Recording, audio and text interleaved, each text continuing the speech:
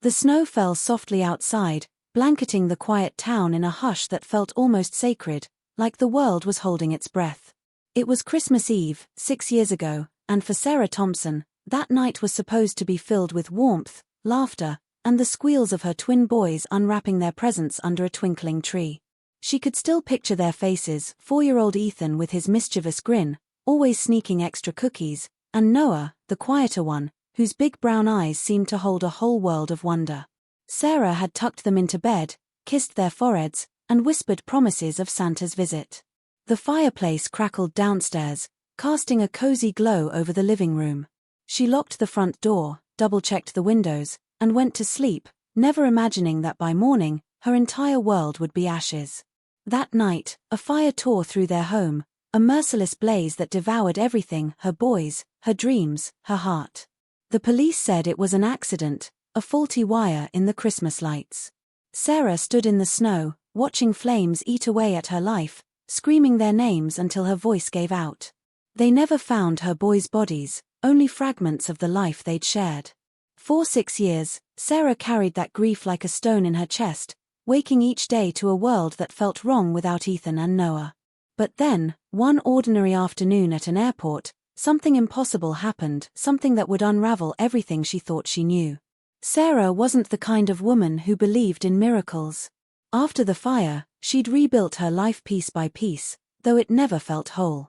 She moved to a small apartment, took a job as a nurse, and learned to smile again, even if it didn't reach her eyes. Friends told her to move on, to let go, but how do you let go of your children? Every Christmas, she'd light 2 candles, one for each boy, and sit in the dark, whispering their names. She'd see their faces in strangers sometimes, a kid on a bike, a laugh in a grocery store, and her heart would stop, just for a moment, before reality crashed back in. That day at the airport, Sarah was rushing to catch a flight to visit her sister. The terminal was chaos: holiday travelers, crying babies, and the hum of 1,000 conversations. She was late, her carry-on bouncing behind her, when she noticed a young man, maybe 17, standing near the gate. He was tall, black, with a quiet confidence, offering his seat to a pregnant woman struggling with her bags. The woman, white and visibly exhausted, smiled gratefully and handed him a folded piece of paper before sitting down. Sarah didn't know why she stopped to watch. Maybe it was the kindness in his gesture, the way he didn't hesitate, or maybe it was something else, something about his face, his eyes, that tugged at a memory she couldn't place. The pregnant woman's name was Emily, a single mom-to-be who'd been on her feet for hours, her back aching and her patience fraying. She'd been dreading the long wait at the gate, her swollen ankles screaming for relief, when the teenager stood up and offered his seat. His name was Marcus, though she didn't know that yet. He had a worn backpack slung over one shoulder, and his clothes were simple: jeans, a hoodie, sneakers that had seen better days. But his smile was warm, and his voice was soft when he said, "You need this more than I do." Emily, overwhelmed, scribbled a quick note on a scrap of paper from her purse. It wasn't much, just a few words of gratitude and her contact info, but to her, it felt like the least she could do. She handed it to him, their fingers brushing for a moment, and said, "You're a good kid. Don't ever change." Marcus nodded, tucked the note in his pocket, and walked away. Sarah, still watching from a few feet away, felt her breath catch. There was something about the way Marcus moved, the tilt of his head, that sent a shiver through her. It wasn't possible. It couldn't be. But those eyes, those big brown eyes, looked so much like Noah's. 6 years. 6 years of questions with no answers. The fire had left Sarah with nothing but a void where her boys used to be. The investigators said the blaze was so intense it destroyed everything, leaving no trace of Ethan or Noah. She'd begged for answers, combed through reports, even hired a private investigator, but the trail always went cold. Everyone told her they were gone, that she had to accept it. But Sarah had never stopped wondering. What if they'd gotten out? What if someone had taken them? The thought was crazy, she knew, but it lingered in the quiet moments, gnawing at her. Now, standing in that crowded airport, watching Marcus disappear into the sea of travelers, Sarah felt that old wound rip open. She didn't know why she followed him. Maybe it was instinct, or maybe it was desperation. She trailed him through the terminal, her heart pounding, her carry-on forgotten by a bench. He stopped at a coffee shop, pulling out the note Emily had given him. Sarah couldn't see what it said, but the way he read it, then folded it carefully, like it mattered, made her chest ache. Who was this boy? And why did he feel so familiar? Marcus wasn't looking for attention. He'd grown up in foster care, bouncing from home to home, never quite fitting in. He was used to being invisible, blending into the background. But he'd learned early on that small acts of kindness, like giving up a seat, could make a difference, even if no one noticed. That note from Emily was unexpected, and he wasn't sure what to make of it. He'd read it twice, her handwriting shaky but sincere. Thank you for reminding me there's still good in the world. Call me if you're ever in Chicago, Emily. He didn't plan to call. He wasn't the type to impose. But as he stood in line for a coffee, he felt someone watching him. Turning, he caught Sarah's eyes wide, unblinking, like she'd seen a ghost. He didn't know her, didn't know why she looked at him like that, but it made him uneasy. He grabbed his coffee and headed for his gate, unaware that Sarah was still following, her mind racing with impossible hopes. Sarah's flight was boarding, but she couldn't move. Her feet felt glued to the floor as she watched Marcus sit down, scrolling through his phone. Every rational part of her brain screamed to stop, to go catch her flight, to let this go. But her heart wouldn't listen. Those eyes, that smile, they were Noah's. Or were they? Grief plays tricks, she told herself. It makes you see things that aren't there. But what if? What if this boy, this stranger, was somehow connected to her son? She didn't know how, didn't know why, but she had to find out. She took a step closer, then another, her hands trembling. Marcus looked up, sensing her approach, and their eyes locked. For a moment, time stopped. Sarah opened her mouth to speak, but no words came. What could she say? Are you my son? It sounded insane, even to her. But before she could decide, an announcement crackled over the speakers. Her flight was closing its gate. She had to choose, board the plane or follow this boy into the unknown. Emily, now seated comfortably, watched the scene unfold from a distance. She didn't know Sarah, didn't know Marcus beyond their brief encounter, but she felt a strange pull, like she was part of something bigger. The note she'd given Marcus wasn't just a thank you, it was a promise, a tiny thread tying her to a stranger who'd shown her kindness when she needed it most. She had no idea that note would change everything, not just for her, but for Sarah, for Marcus, for a past that refused to stay buried. As Sarah stood frozen, torn between her flight and the boy who might hold the key to her lost boys, Marcus stood up, slinging his backpack over his shoulder. He was about to board his own flight, oblivious to the woman whose world was tilting on its axis. Sarah's heart raced. She had seconds to decide. Follow him, and risk everything on a feeling. Walk away, and maybe lose her only chance at answers. The terminal buzzed around her, but all she could hear was the echo of her boy's laughter, 6 years gone, and the question that burned in her chest: who is this boy, and what does he know? Sarah's heart hammered as the final boarding call for her flight echoed through the terminal. Her eyes stayed locked on Marcus, who was now slinging his backpack over his shoulder, ready to join the line at his gate. The crowd surged around her, a blur of suitcases and hurried goodbyes, but all she could see was him, those familiar eyes, the way his shoulders slouched just like Noah's used to when he was tired. It was impossible, she knew, but the pull was stronger than logic. She clutched her boarding pass, the paper crumpling in her fist. If she walked away now, she might never know.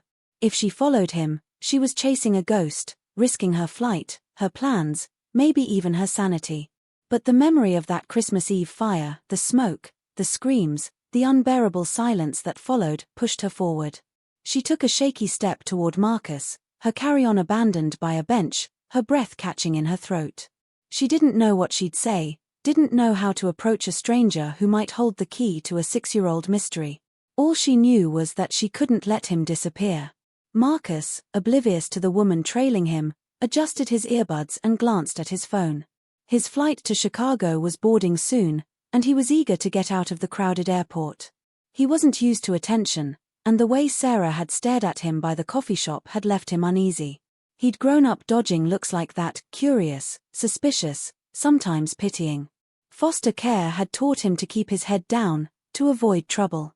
He'd been in the system since he was 10, shuffled between homes, each one leaving him with a little less trust.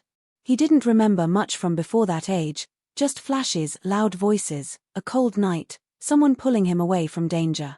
The social workers said it was trauma, that his mind had locked those memories away. Marcus didn't push to remember. The present was hard enough. But that note from Emily, the pregnant woman, was still in his pocket, a small reminder that maybe he wasn't invisible. He didn't know why he kept it, but it felt important, like a piece of something he couldn't name. Sarah's mind was a storm of questions as she followed Marcus, keeping just enough distance to avoid notice. Who was this boy?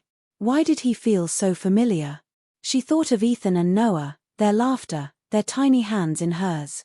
The fire had taken everything, photos, toys, the little drawings they'd taped to the fridge. The police had been kind but firm, no one could have survived that blaze. Yet, Sarah had never fully believed it.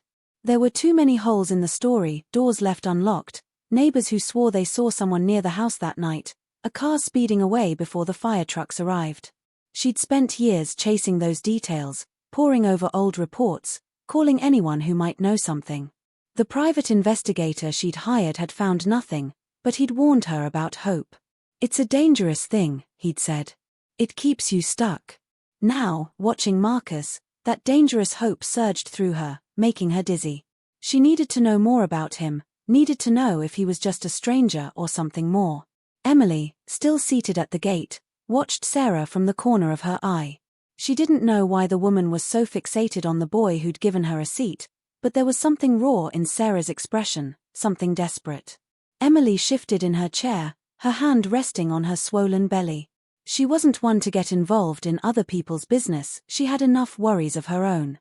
Being a single mom at 26 wasn't easy, and the baby was due in a month. She'd been on her way to visit her parents for the holidays, hoping for a little support, when Marcus had stepped in with his quiet kindness. That note she'd given him was impulsive, a spur-of-the-moment thank you, but now she wondered if it meant more. She saw Sarah moving through the crowd, her eyes never leaving Marcus, and felt a pang of curiosity.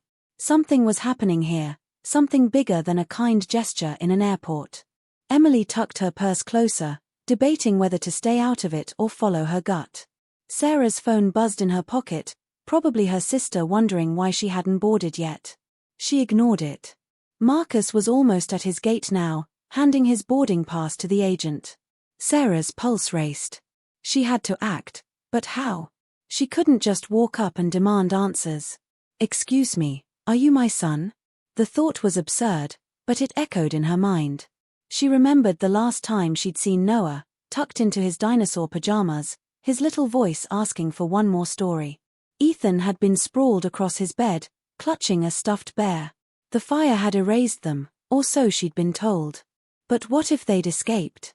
What if someone had taken them, hidden them away? The idea had haunted her for years, fueled by late-night internet searches and whispered stories of missing kids found alive.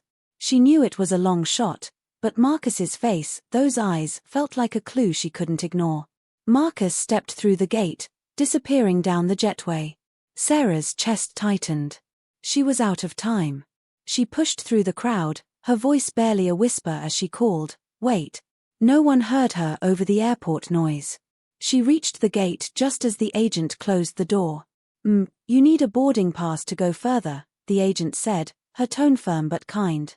Sarah fumbled for words, her eyes darting to the jetway. I need to talk to someone on that flight," she stammered.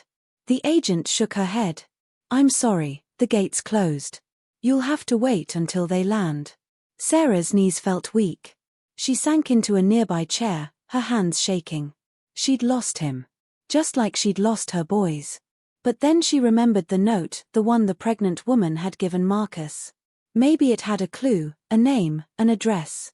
She scanned the terminal, spotting Emily still seated, sipping water and scrolling on her phone. Emily looked up as Sarah approached, her steps hesitant but determined.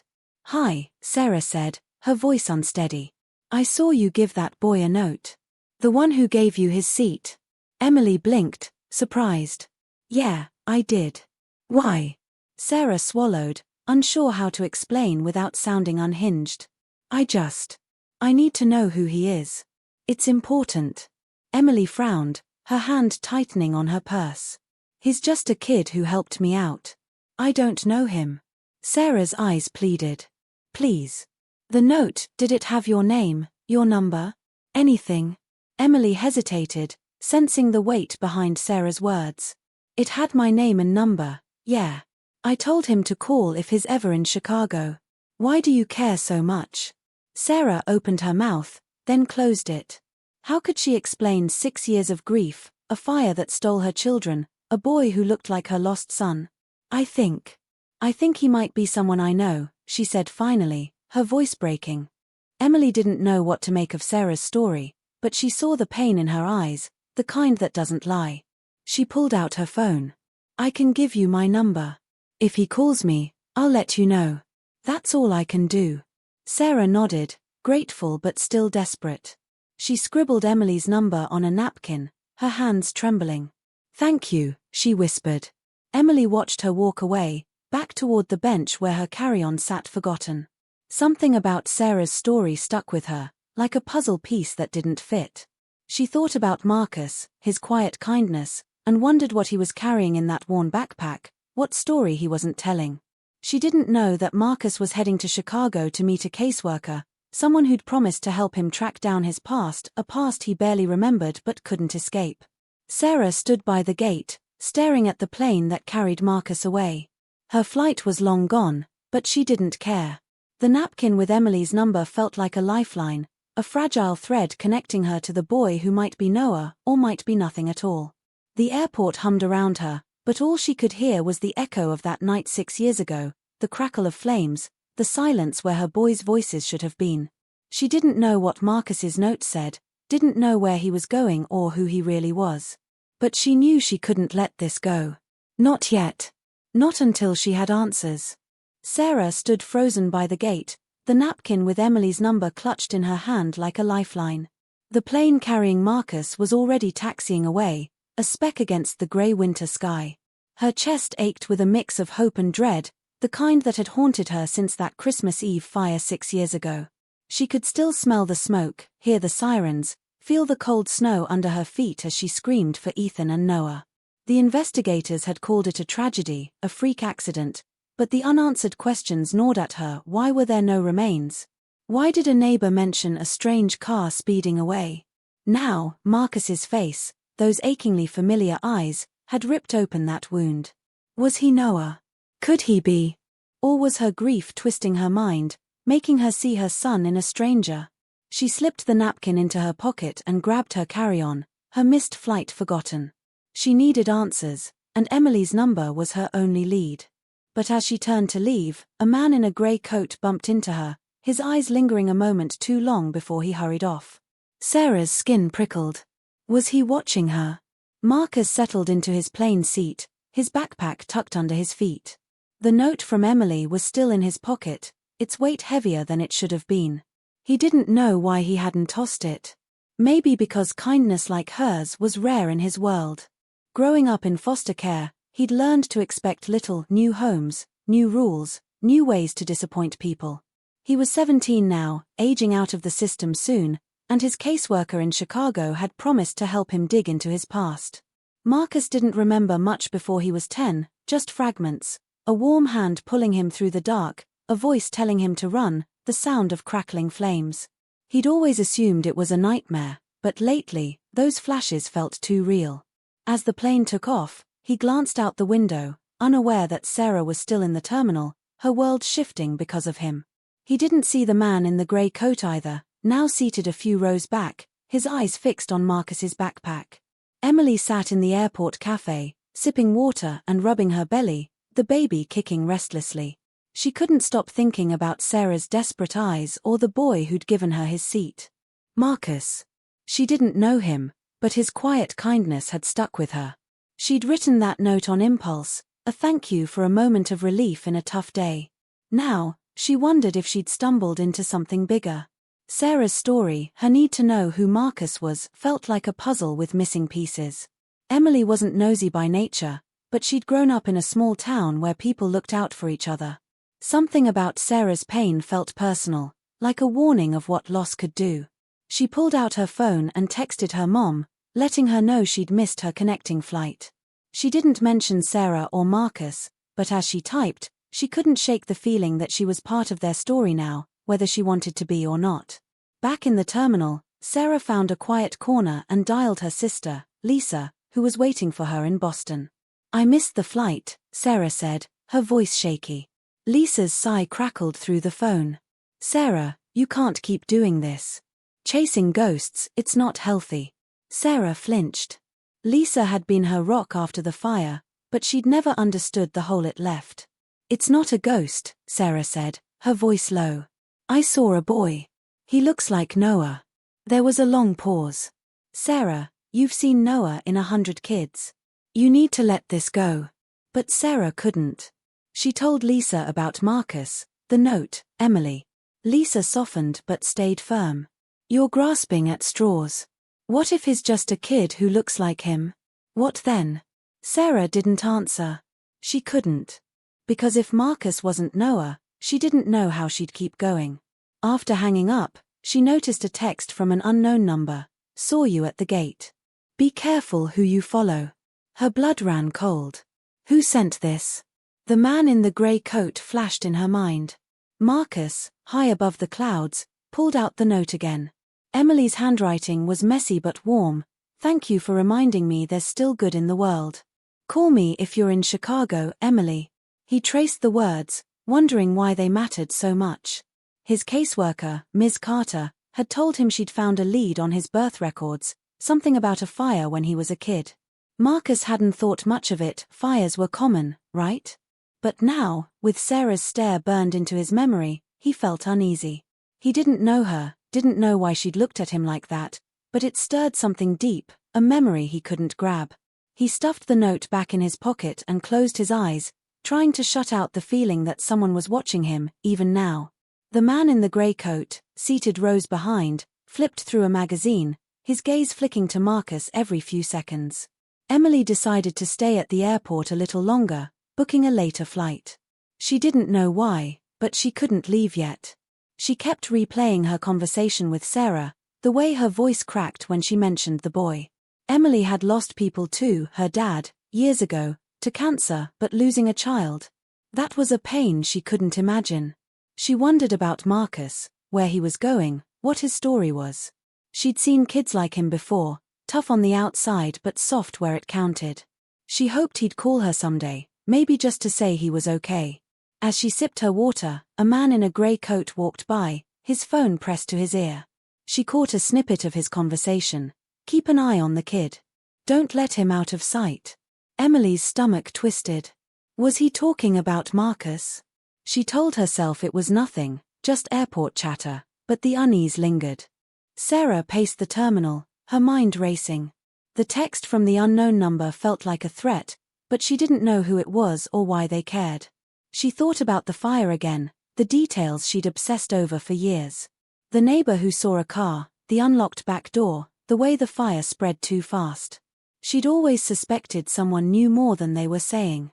Now, with Marcus and that mysterious text, the pieces felt closer together, but still out of reach.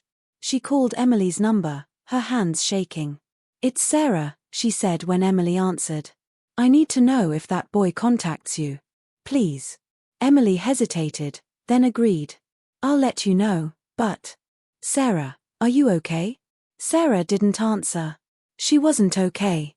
She hadn't been okay since that night 6 years ago. After hanging up, she booked a flight to Chicago, Marcus's destination. She didn't know what she'd find, but she couldn't stop now. On the plane, Marcus felt a strange pull, like something was waiting for him in Chicago. Ms. Carter had been vague about his birth records, only saying they'd found a file that might explain where he came from. He'd never cared much about his past, too many foster homes, too many broken promises, but now, he wondered. Who was he before the system? Why did he dream of fire?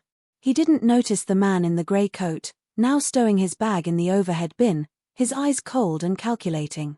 Sarah, miles away, boarded her own flight, the napkin with Emily's number tucked in her pocket. She didn't know who was watching Marcus, or why, but she felt it, a shadow over this mystery, growing darker by the minute. Emily, still in the airport, stared at her phone, debating whether to call Marcus herself. She didn't know how their paths had crossed, but she felt the weight of it, like a story unfolding that none of them could control. Sarah's flight to Chicago felt like it lasted forever, each minute stretching as her mind churned with questions. The napkin with Emily's number was folded tightly in her hand, her thumb tracing its edges like a talisman. She hadn't slept, hadn't eaten, hadn't done anything but replay Marcus's face, those eyes, so like Noah's, that sparked a hope she hadn't felt since the fire stole her twins. The mysterious text from the unknown number, "Be careful who you follow," looped in her head, a warning she couldn't shake. Who was watching her? And why did they care about Marcus?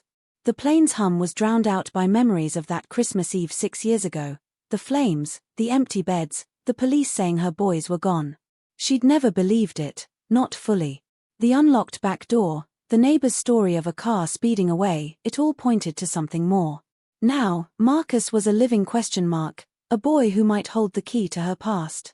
As the plane descended, Sarah's heart pounded. She was chasing a stranger across the country, risking everything on a feeling. But what if she was right? Marcus stepped off his flight into the chaos of O'Hare Airport, his backpack slung over one shoulder. The note from Emily was still in his pocket, a small weight he couldn't ignore. He didn't know why he kept it, maybe because it was proof someone had seen him, really seen him, in a way foster homes never did. His caseworker, Ms. Carter, was waiting for him at baggage claim, her smile warm but tired. "You ready for this, Marcus?" she asked, handing him a coffee. He shrugged, unsure.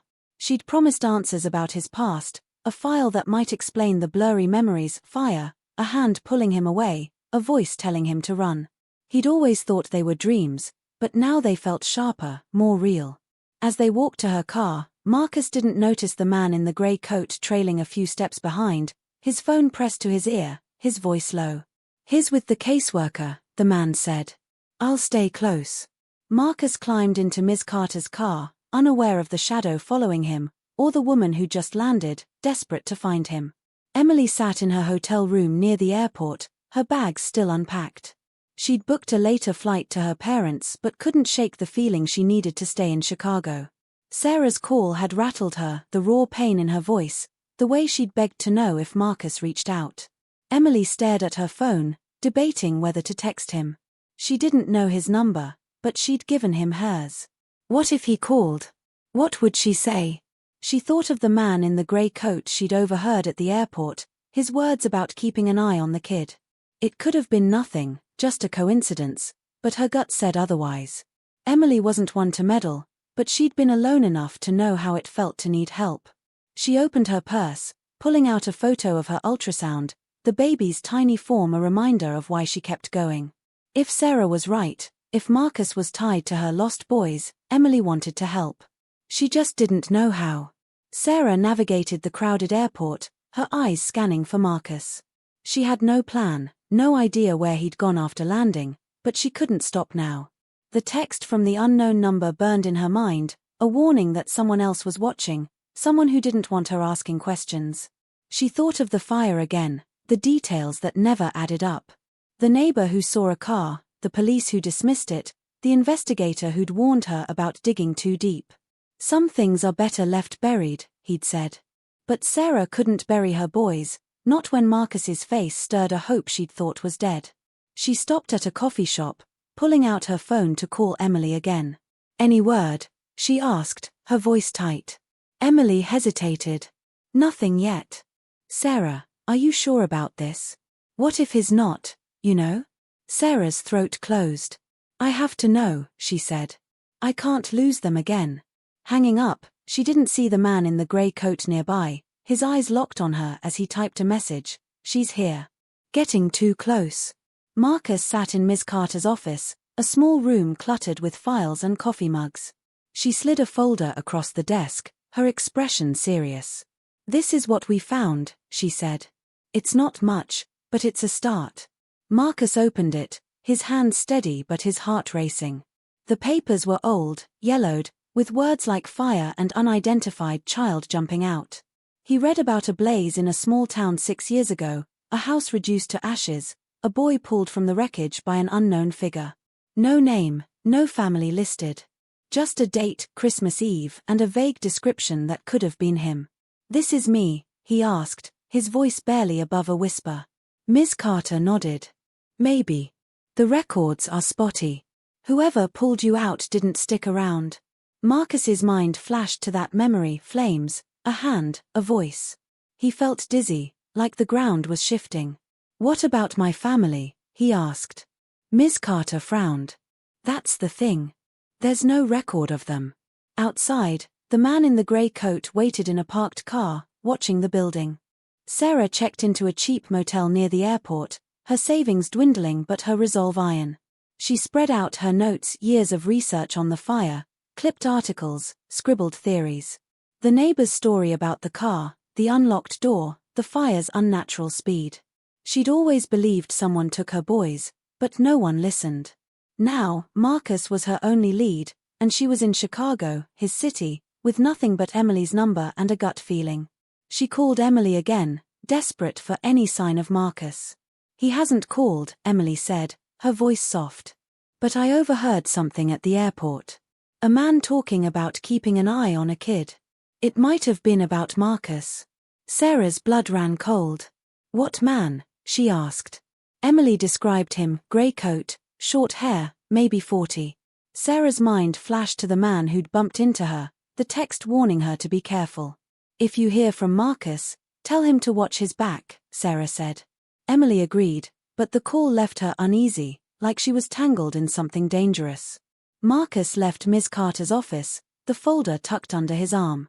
The Chicago wind bit at his face, but he barely noticed. The file had shaken him, Christmas Eve, a fire, a boy with no name. It matched his dreams too closely. He thought of Sarah, the woman from the airport, her stare that felt like it saw through him. Did she know something? He pulled out Emily's note, debating whether to call. He didn't want to drag anyone into his mess, but her kindness was the only thing grounding him right now.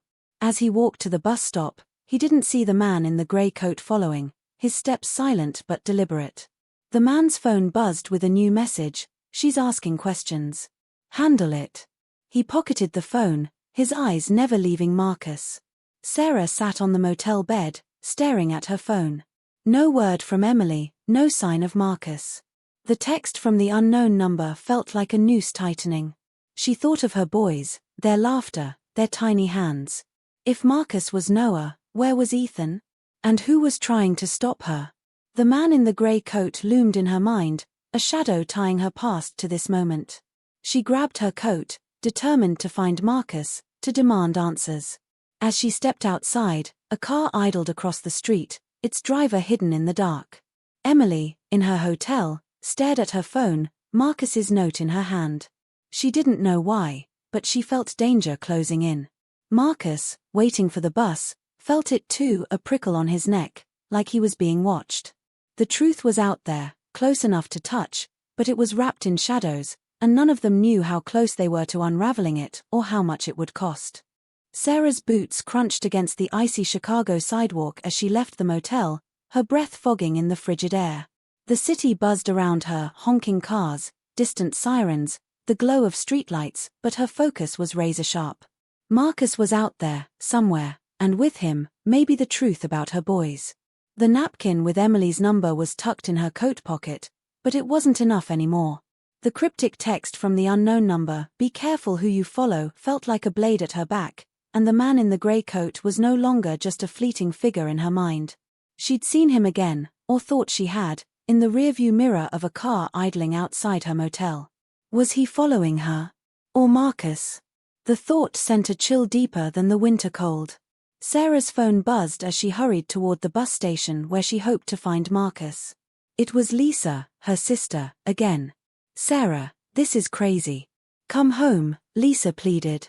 But Sarah couldn't turn back. Not when she was this close. "I'll call you later," she whispered, hanging up as she spotted a bus pulling away. Her heart sank, had Marcus been on it. Then, across the street, she saw him, his familiar hoodie and backpack unmistakable under a flickering street lamp. But he wasn't alone. A second figure stood nearby, not the man in the grey coat, but a woman tall, with sharp features and a scarf pulled tight. She was watching Marcus, and Sarah's stomach twisted. Who was she? Marcus hunched against the wind, the folder from Ms. Carter heavy in his backpack.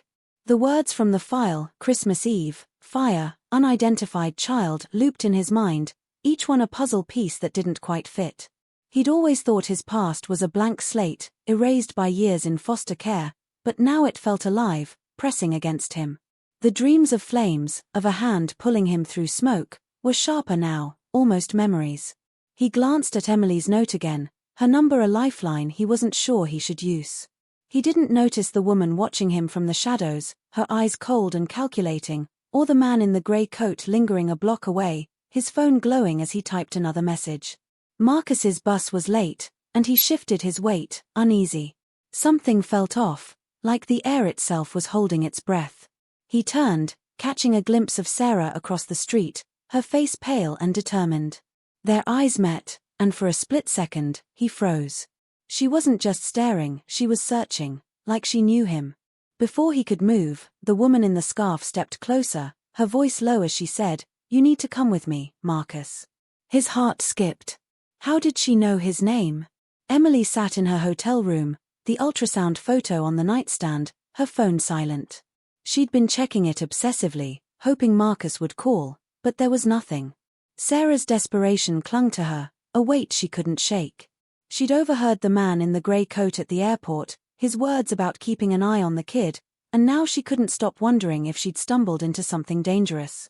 She wasn't a hero, she was just a pregnant woman trying to get through the day, but the thought of Marcus, a kid who'd shown her kindness, being in trouble gnawed at her.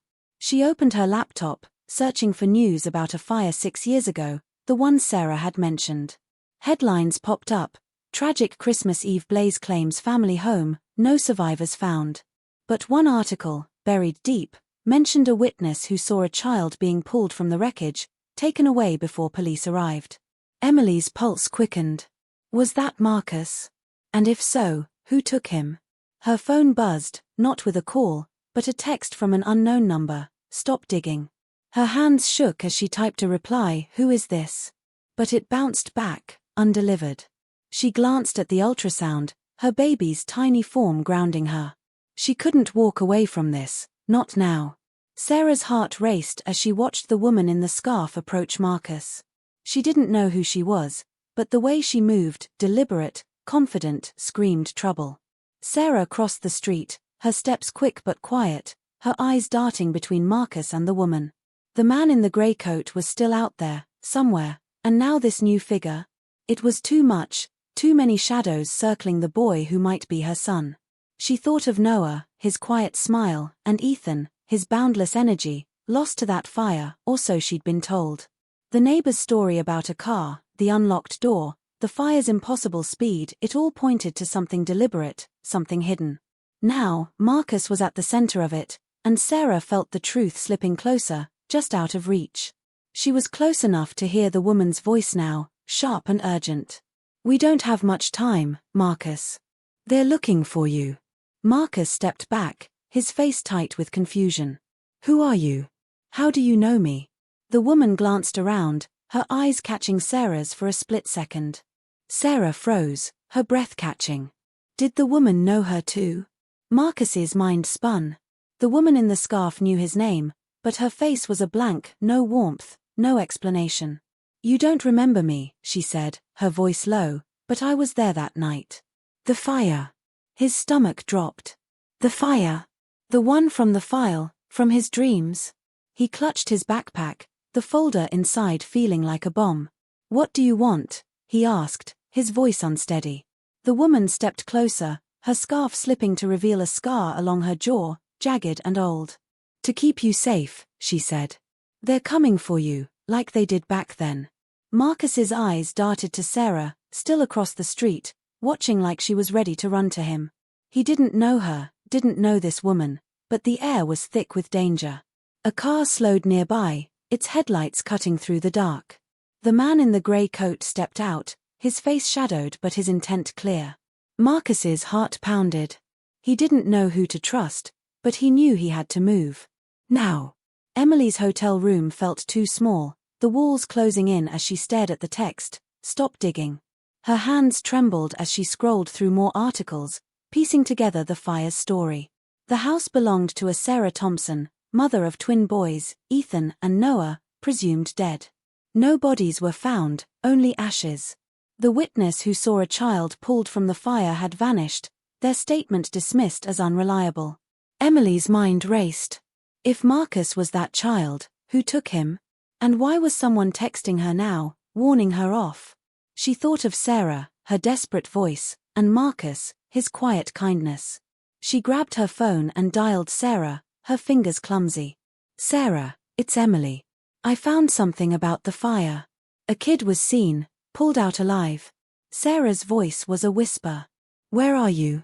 Emily gave her the hotel address, her heart racing. "Hurry. I think someone's watching me too." Outside her window, a shadow moved, too quick to be sure. Sarah's blood ran cold as she listened to Emily, her eyes still on Marcus and the woman in the scarf. A child pulled from the fire? It confirmed her deepest hope and her worst fear. Someone had taken her boys, and now they were circling Marcus, closing in. She started toward him, ready to call his name, when the man in the grey coat stepped into the streetlight's glow, his hand in his pocket like he was reaching for something. The woman in the scarf grabbed Marcus's arm, pulling him toward an alley. "No time," she hissed. Marcus yanked free, his eyes wide with fear. "I'm not going anywhere with you," he shouted. Sarah's voice broke through, raw and desperate. "Marcus." He turned, startled, as did the woman, her scar catching the light. The man in the grey coat froze, his hand still in his pocket. For a moment, they were all locked in place, Sarah, Marcus, the woman, the man like pieces on a board, the truth hanging between them, sharp and dangerous. Sarah took a step forward, her heart screaming one question. Was this her son, or was she about to lose everything all over again? The Chicago street lamp cast a harsh glow over the tense standoff, freezing Sarah, Marcus, the woman with the scar, and the man in the grey coat in a moment that felt like it could shatter. Sarah's voice, raw from shouting Marcus's name, hung in the air. Her heart pounded as she stared at him, those eyes so like Noah's, wide with fear and confusion. The woman in the scarf tightened her grip on Marcus's arm, her scar glinting as she hissed, "We have to go, now." Marcus yanked free, backing away, his gaze darting between her and Sarah. "Who are you people?" he demanded, his voice shaking. The man in the grey coat stepped closer, his hand still in his pocket, his face unreadable but menacing. Sarah's mind raced, piecing together the fire, the missing boys, the cryptic texts warning her to stop. She felt the truth teetering on the edge, so close she could almost touch it. "Marcus," she said, softer now, stepping forward. "I'm Sarah. I think you might be my son." The words spilled out, raw and desperate, and for a moment, everything stopped. Marcus's breath caught, his backpack slipping slightly off his shoulder. "Your son," he repeated, his voice barely a whisper. The folder from Ms. Carter, the one about the Christmas Eve fire, the unidentified child, burned in his mind. He'd thought it was just a clue to his past, not a bomb that could explode his present. He looked at Sarah, her eyes wet with tears, and something stirred, a flicker of memory, a woman's voice calling his name through smoke. Was it her? Before he could speak, the woman in the scarf stepped between them, her voice sharp. "Don't listen to her, Marcus. She doesn't know you." "I do." Sarah's heart sank. "Who are you?" she demanded, her voice cracking. The woman's eyes narrowed, her scar stark against her pale skin. "I'm the one who saved him," she said. "That night, I pulled him from the fire." Sarah's knees buckled. You took my son?"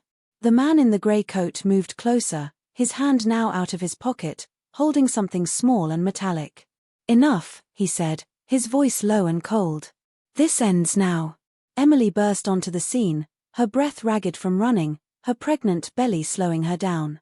She'd left her hotel after Sarah's call, driven by a gut feeling that she couldn't stay out of this. She'd found the address Sarah texted, arriving just as the tension peaked. "Sarah," she called, spotting her in the alley. Then she saw Marcus, the woman, and the man in the grey coat, whose head snapped toward her. Emily froze, clutching her phone, the text "Stop digging" flashing in her mind. She didn't know who these people were, but the danger was palpable. "Marcus, are you okay?" she asked, her voice trembling. Marcus turned, recognizing her from the airport, the woman who'd given him the note. "What's happening?" he asked, his voice breaking. The woman in the scarf glared at Emily. "Stay out of this," she snapped, but Sarah stepped forward, her fear giving way to fury. "No one's staying out of this," she said. "You took my boy. Where's Ethan? Where's my other son?" The woman in the scarf flinched at Ethan's name, her composure cracking. "You don't understand," she said, her voice softer now, almost pleading. "I didn't take them. I saved them. Both of them." Sarah's world tilted. "Both," she whispered, her voice barely audible. The woman nodded, her eyes flicking to the man in the grey coat, who was now only steps away. "The fire wasn't an accident," she said. "It was set to cover up a debt your husband owed. I worked for him, Sarah. I was there that night. I couldn't let the boys die." Sarah's mind reeled. Her husband, David, had died a year before the fire, or so she'd thought. He'd been tangled in shady business deals, but she'd never imagined they'd reach her children. "You're lying," she said, but her voice wavered. Marcus, listening, felt his own memories sharpen: 2 boys, a woman's voice, a car speeding through the night. "Ethan," he whispered, the name feeling right, like a missing piece clicking into place. The man in the grey coat lunged, grabbing the woman in the scarf by the arm. "You've said too much, Claire," he growled, revealing her name. He pulled a gun from his pocket, small but deadly, and pointed it at Marcus. "The kid comes with me," Sarah screamed, throwing herself in front of Marcus. "No. You're not taking him." Emily, panicked, dialed 911, her hands shaking as she whispered their location. Claire struggled against the man's grip, her voice fierce. "Let him go, Victor. This wasn't the deal." Victor's eyes were cold. "The deal changed when you started talking."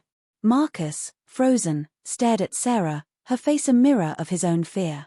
Was she his mother? Was Ethan his brother? The fire, the car, the woman's hand, it was all coming back, a flood of memories he couldn't stop. "You're Noah," Sarah said, tears streaming down her face. "I know you are." Marcus's heart pounded. He wanted to believe her, but Victor's gun was too real, too close. Sirens wailed in the distance, growing louder. Emily's call had worked, but Victor's grip on Claire tightened, his gun steady on Marcus. "Move," he ordered, shoving Claire toward a car parked at the alley's edge. Sarah lunged, grabbing Marcus's hand, pulling him back. "You're not taking my son again," she screamed. Claire broke free, tackling Victor, and the gun clattered to the ground. Marcus dove for it, his hands shaking as he picked it up, pointing it at Victor. "Stay back," he said, his voice unsteady but firm. Victor raised his hands, a smirk playing on his lips. "You're not a killer, kid." Sarah clung to Marcus, her heart breaking and healing at once. "Noah," she whispered, "it's okay. I've got you." The sirens were closer now, lights flashing at the alley's mouth. Claire, panting, looked at Sarah. "Ethan's alive," she said. "I hid him too. I can take you to him." Sarah's breath caught, hope and disbelief crashing together. But before she could speak, Victor laughed, a chilling sound. "You think this is over? You have no idea who's behind this." The police swarmed the alley, guns drawn, shouting for everyone to freeze. Victor was cuffed, his smirk gone, but his words lingered like poison.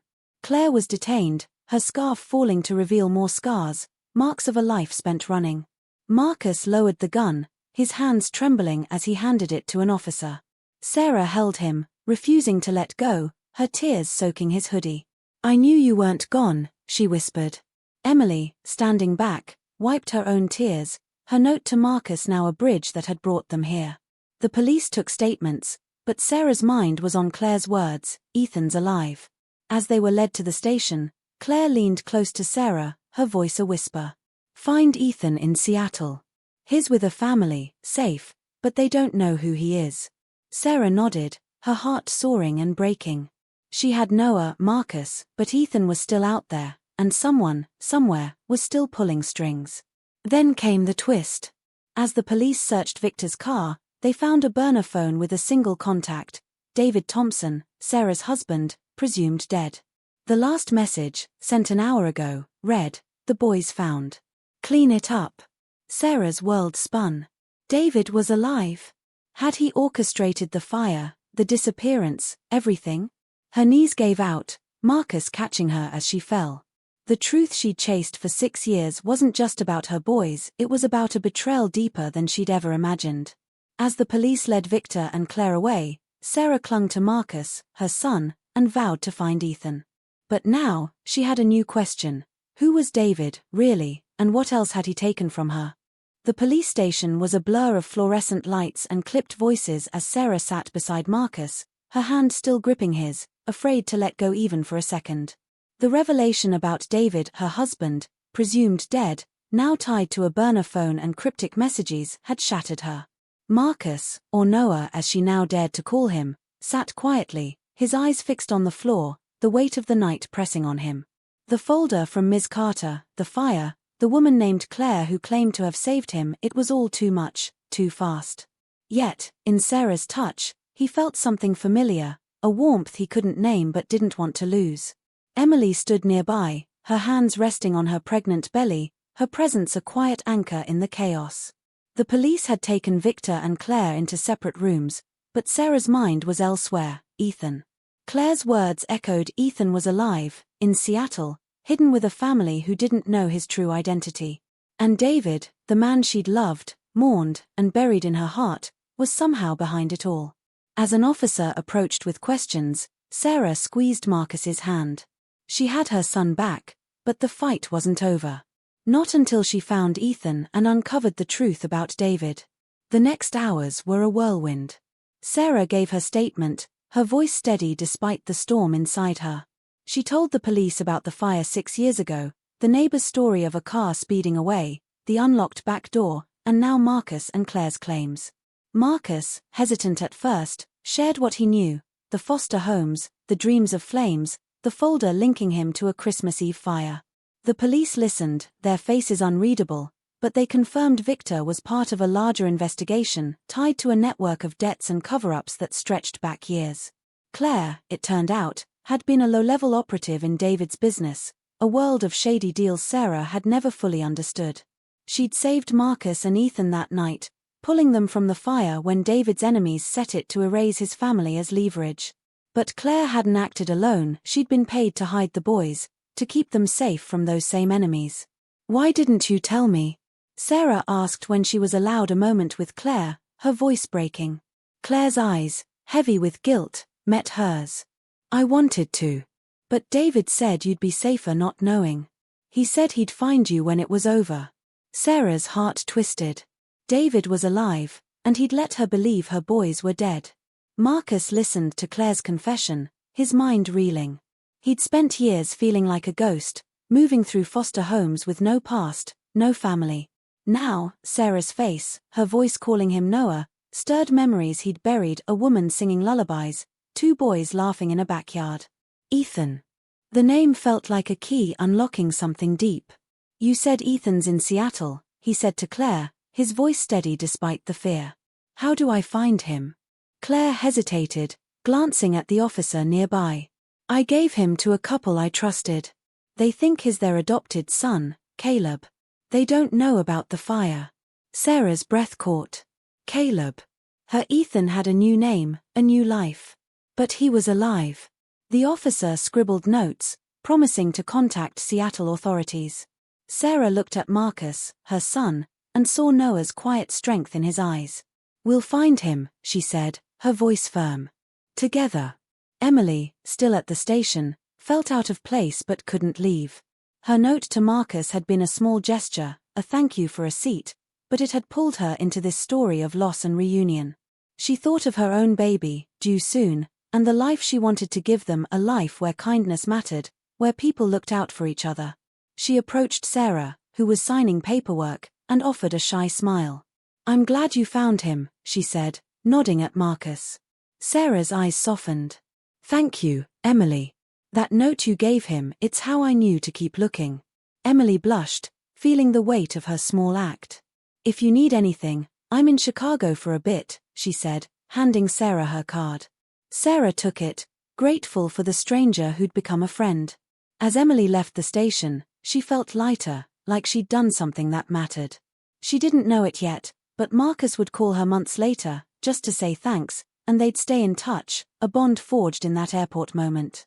The next morning, Sarah and Marcus boarded a flight to Seattle, their tickets paid for by Lisa, who'd flown to Chicago overnight after Sarah's call.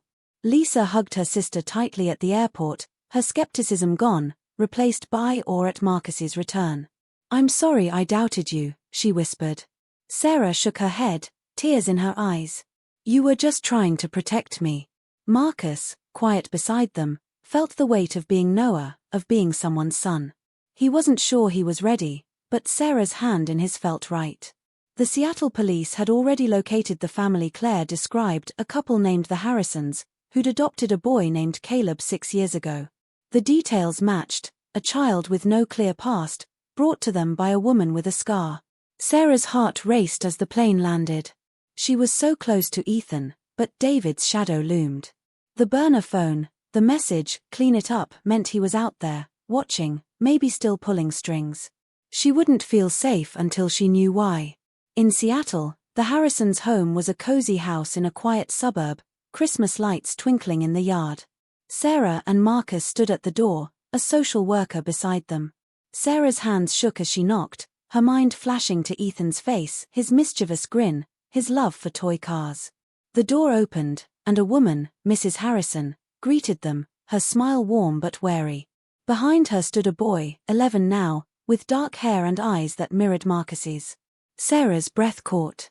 "Ethan," she whispered. The boy, Caleb, tilted his head, confused. "Do I know you?" he asked. Sarah knelt, tears streaming down her face. "You did, a long time ago."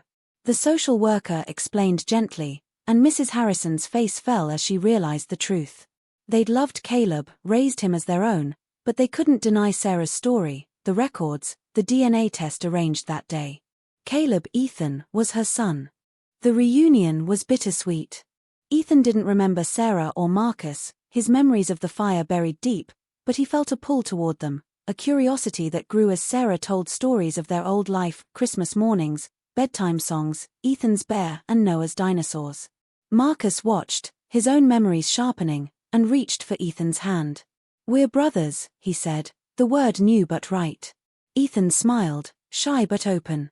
The Harrisons, heartbroken but kind, agreed to a slow transition, letting Ethan visit Sarah while staying in touch. Sarah promised to honor their bond, grateful they'd kept her son safe. But David's betrayal lingered, a wound that wouldn't heal. The police tracked the burner phone to a warehouse in Chicago, where they found evidence of David's double life, fake identities, offshore accounts, and a network tied to the fire. He'd staged his death, let Sarah grieve, all to protect his secrets. He was still out there, a ghost Sarah might never find. Back home, Sarah, Marcus, and Ethan began rebuilding. Marcus, now Noah, enrolled in school, his quiet strength grounding Ethan, who was adjusting to his real name. Sarah lit 2 candles that Christmas, not for loss but for hope, her boys beside her. Emily sent a card from Chicago, a photo of her newborn daughter tucked inside, a reminder of the kindness that had started it all. Sarah kept Claire's words close, forgiving her for hiding the boys, knowing she'd saved them. The man in the grey coat, Victor, faced charges, his network unraveling. But David remained a shadow, a question unanswered. Sarah didn't care. She had her boys, her family, and that was enough. As they decorated the tree, Ethan laughed, Noah smiled, and Sarah felt whole for the first time in 6 years. The fire had taken so much, but it couldn't take their love. And somewhere, in the quiet of that night, Sarah knew they'd face whatever came next together.